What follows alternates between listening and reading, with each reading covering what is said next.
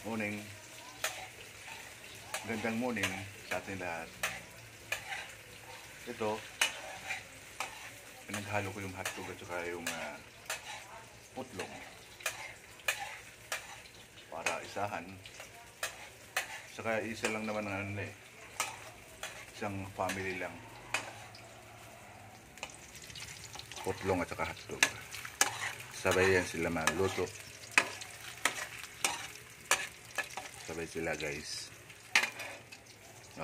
Yung apoy nila ay sakto na yan. Kunting halo-halo kasi pangit pag na dikit no balatan. Saka pangit din pag hindi maayos or hindi pantay ang pagka luto. So halu-haluin lang natin hanggang maluto until golden brown, sabi nga nila. So ito'y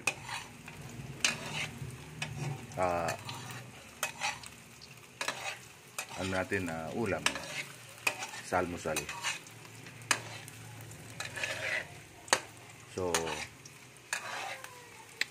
pag tayo'y kusinero o kusinera, kailangan natin ng maging mataga.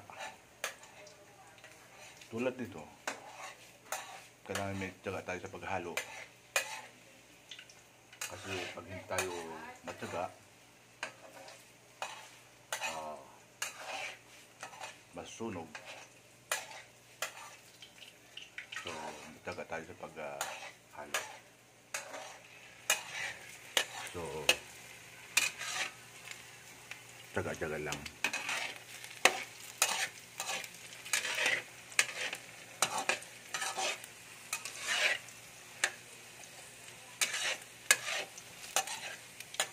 Sa mga ganito kasi ito yung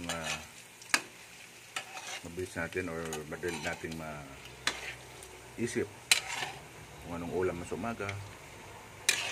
So ito yung mas mabilis lutuin. Short order nga ba? Short order nga sabi nila. Short order. Yung mas madali, hindi ka na maglalagay kung anong putahe. Yung mga yung mga ingredients, hindi na. Diretso na sa kawali. Kunting halo. Tapos luto. Kain. So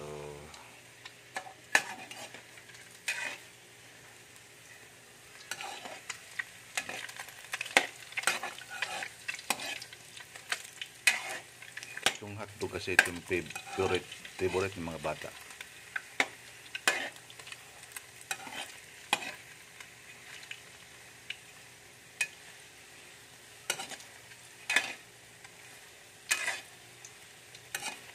Kaya ito yung madalas maisip.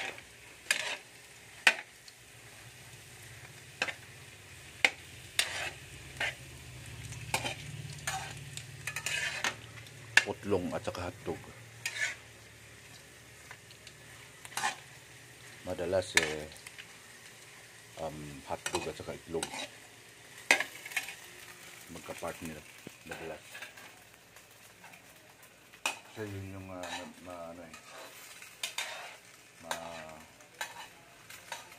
gandang panlasa pag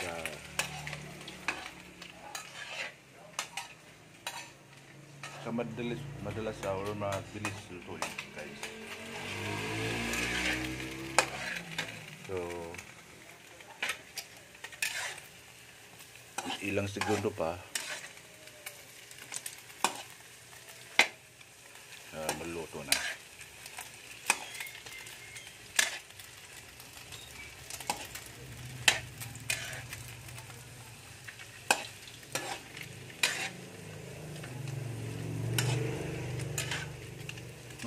Yung hotdog kasi